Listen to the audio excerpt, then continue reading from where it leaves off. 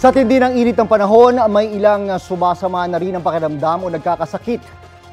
Sa Bontoc Mountain Province, isang babae ang nahilo dahil umano sa sobrang init habang nasa simbahan. Agad siyang tinulungan ng isang nurse. Supply ng tubig naman ang problema sa Olongapo City sa abiso ng kanilang local water concessionaire nitong Sabado.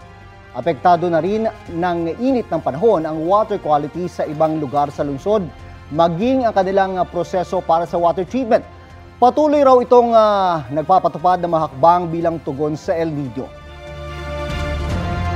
Kapuso, alamin ang maiinit na balita. Bisitahin at mag-subscribe sa GMA Integrated News sa YouTube.